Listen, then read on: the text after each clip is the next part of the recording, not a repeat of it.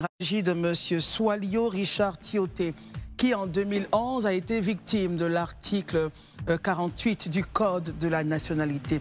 Il estime qu'il aurait pu être aujourd'hui un élu, un député de la nation, mais qu'il n'est pas d'accord avec le président du PDCI-RDA, Tidjane Thiam. Il est là et on essaiera de prendre langue avec lui pour savoir un peu ce qui se passe. Ce qui s'est passé en 2011. Bonsoir, monsieur Tioté. Bonsoir, madame. J'aurais pu dire honorable si vous aviez pu être honorable, mais on va dire monsieur. Alors, que s'est-il passé en 2011? Alors, en 2011, j'essaie de me présenter comme député dans ma région, tout précisément. Dans le Béret? Dans le Béret.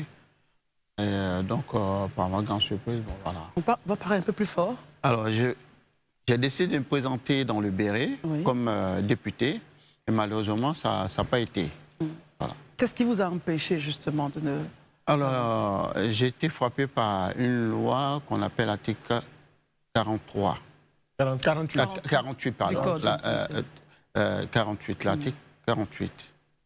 Qui disait que voilà, je me suis menu d'une autre nationalité. Donc, du coup, je n'étais pas habité à être député.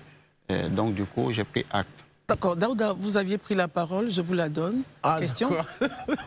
D'accord. Donc, ma première question, aujourd'hui, parce que moi, on ne connaissait, personne ne connaissait Tioté, mais le nom de Tioté, vraiment... Vous l'avez beaucoup cité ici. Oui, il a été vraiment beaucoup cité ici. Moi-même, en premier, je l'ai beaucoup cité. Mais aujourd'hui, avec beaucoup de recul, est-ce qu'aujourd'hui, vous êtes toujours ivoirien, mais vous êtes toujours français? Non, je ne suis pas ivoirien. Depuis tout ce temps-là, je suis français. Vous n'avez pas renoncé, vous?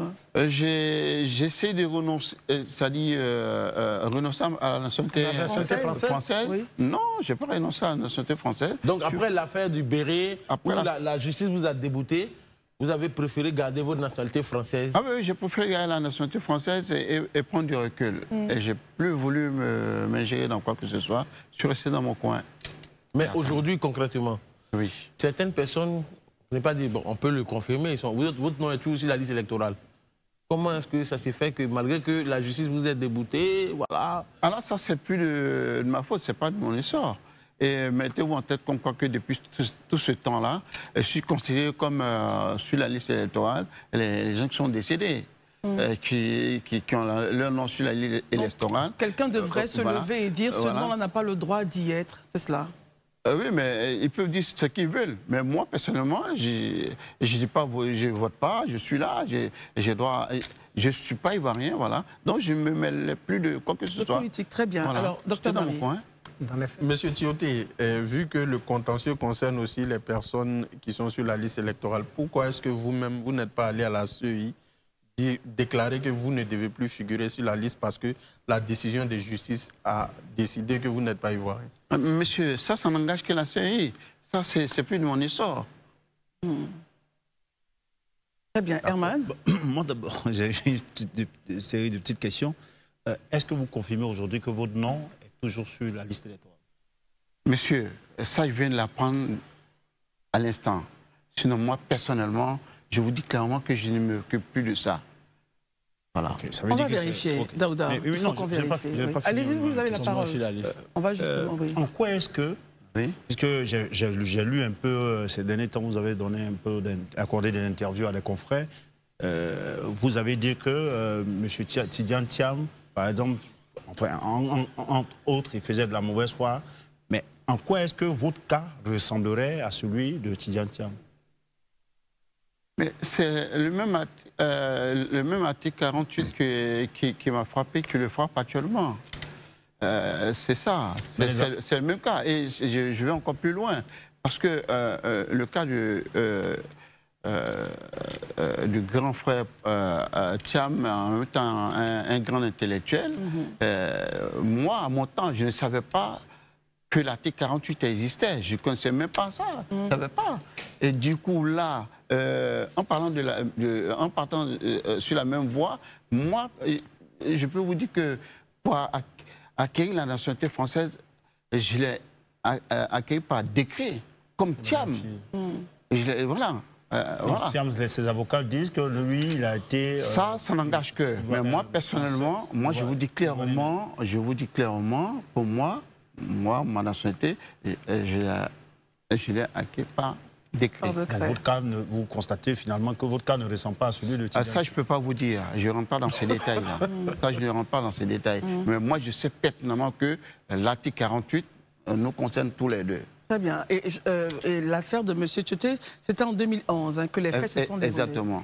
Marius Komoé. Oui, en 2011, sous la gouvernance du Conseil constitutionnel par Francis Vaudier. Et de passage, je remercie encore le professeur, comment on appelle Ouaga, effectivement, Ouaga Obu, qui m'a appelé ce jour-là. Je me rappelle très bien comme si c'était hier. Puisqu'il était membre du Conseil constitutionnel. Effectivement. Qu'est-ce qu'il vous a dit? Vous pouvez aller vérifier encore sur la Ligue constitutionnelle, vous allez voir qu'il figure bel et bien. Il m'a appelé un dimanche, comme quoi que M. Tioté, est-ce que...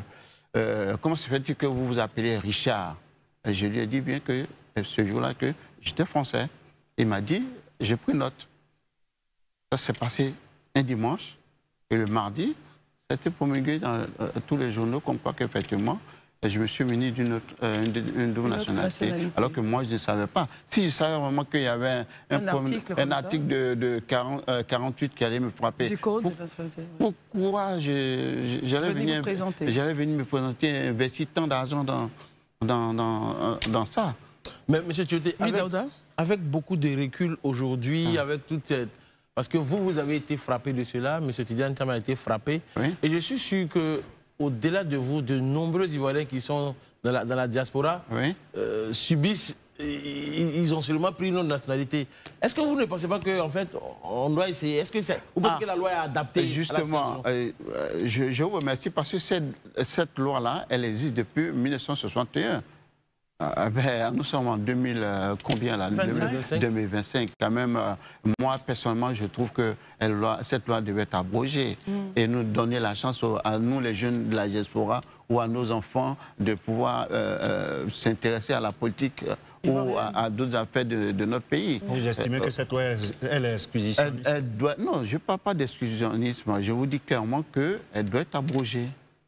Il faut qu'on l'abroge. Parce qu'elle exclut une partie de... Oui, mais elle est à la fois frustrante. Parce que j'étais le cas. Le jour où moi, on m'a annoncé ça, j'étais vraiment blessé dans tous les domaines. Je me dis, mais...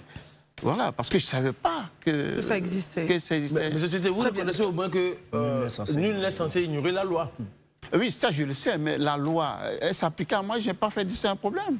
Ça, automatiquement, je me suis adapté. Vous l'avez accepté, vous n'avez pas pensé à un recours? J'ai même cherché à faire un recours un moment. Mes deux avocats, je les salue aujourd'hui, ils ont été courageux, ils m'ont dit clairement que cette loi-là, ce n'est pas la peine de gaspiller mon argent, qu'ils ne pourront rien faire pour moi.